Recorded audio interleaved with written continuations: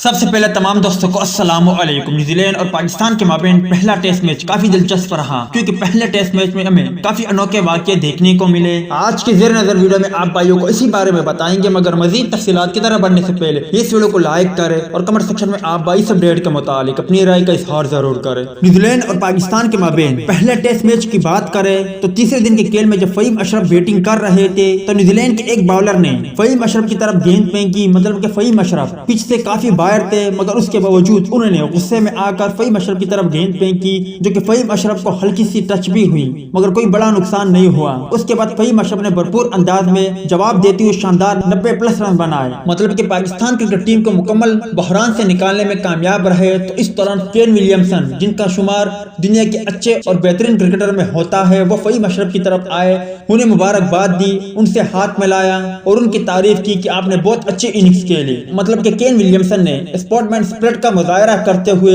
پاکستانیوں کے دل ضرور جیتے، کیونکہ جس انداز سے فہیم اشرف بیٹنگ کر رہے تھے یقیناً وہ تعریف کے حقدار تھے۔ اسی کو دیکھتے ہوئے ولیمسن ان کی طرف بڑھے، انہیں مبارکباد دی اور ان کی تعریف کی، جبکہ دوسری جانب ٹیلر بھی پاکستانی باؤلر کے مداح ہو گئے۔ پاکستان اور نیوزی لینڈ کے درمیان پہلے ٹیسٹ میچ کی پہلی اننگز میں 70 رن اسکور کرنے والے senior batsman Taylor Pakistani bowler کے گل گانے لگے ہیں۔ نیوزی لینڈ کرکٹ ٹیم کے سینئر بلے باز ٹیلر نے کہا ہے کہ پاکستان نے ویسٹ انڈیز کے مقابلے میں زیادہ منظم بولنگ کی ہے۔ اس پچ پر شروع میں بیٹنگ مشکل تھی، مگر بعد میں یہ فلیٹ ہوتی گئی۔ یہ دراصل ڈبل پیس پچ اور آنے والے 2 روز میں غیر متوازن رہے گی۔ انہوں نے کہا کہ پاکستان کرکٹ ٹیم کے مائع ناز نوجوان فاسٹ بالر شہنشاہ افریدی سے متعلق گفتگو کرتے ہوئے کہا کہ نوجوان پیسر وقت گزرنے کے ساتھ ساتھ بہتر سے بہتر ہوتے جا رہے ہیں۔ وہ یہاں کے بعد کرائسٹ چرچ کی پچ پر بھی لطف اٹھائیں گے۔ محمد عباس نے بھی ہمیں کھل کر کھیلنے کا موقع نہیں دیا، جبکہ نسیم شاہ نے بھی کافی اچھی گیند بازی کی۔ یاد رہے کہ نیوزی لینڈ کے خلاف